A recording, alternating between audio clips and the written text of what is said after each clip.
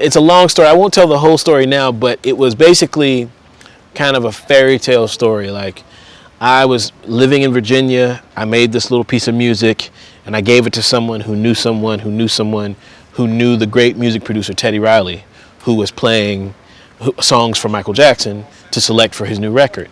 And the song, I made the instrumental. Over the course of this process, it became a song, and then it was presented to Michael, who loved it, and he recorded it. And I remember, in 2001, I went to the record store and bought it, and opened the package and saw my name in the credits. Unbelievable, unbelievable. Yeah, it's something else. It's amazing that that happened. I still can't believe it actually happened, but it did. It did. It didn't really change my career that much, because the lesson that I learned is that you have to be ready for an opportunity like that. And I wasn't prepared for it. I wasn't ready for the access. Like, writing a song for Michael Jackson gives you access to so many opportunities. And I wasn't prepared. I didn't have a stack of songs that sounded like that, I just wrote that one, and it kind of worked.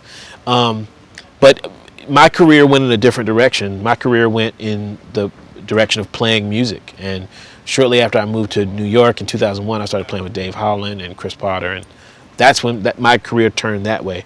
But now, as Kinfolk has been released and people start to understand that I compose music and produce music, I'm working my way back into that world. And in that way, that event, Michael Jackson, changed my whole career.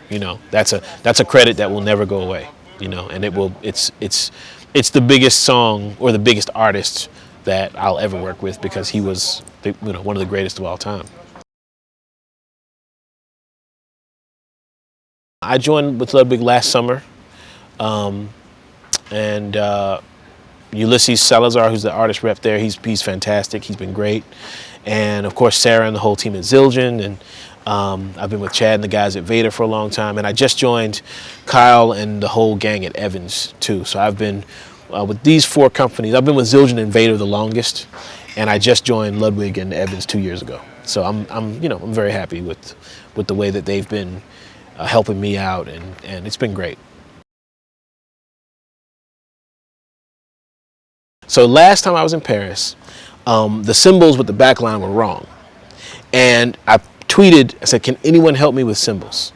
And Damien replied, and he came to the gig. He plays Minel. He gave me some Minel symbols to play. They sounded great. So shout out, man, big up to my man Damien Schmidt for coming through, saving the day. He really helped me out. And of course, the gentleman that you remind me of, Nicholas, who I ended up playing his symbols on the New Morning gig with Jose in Paris, I guess maybe a year or so ago. And he was great too. He was playing before me in a different band. So yeah, shout out to those guys, man. I don't know too many other guys, but I'll be meeting a lot of drummers. I'm always meeting drummers, meeting musicians.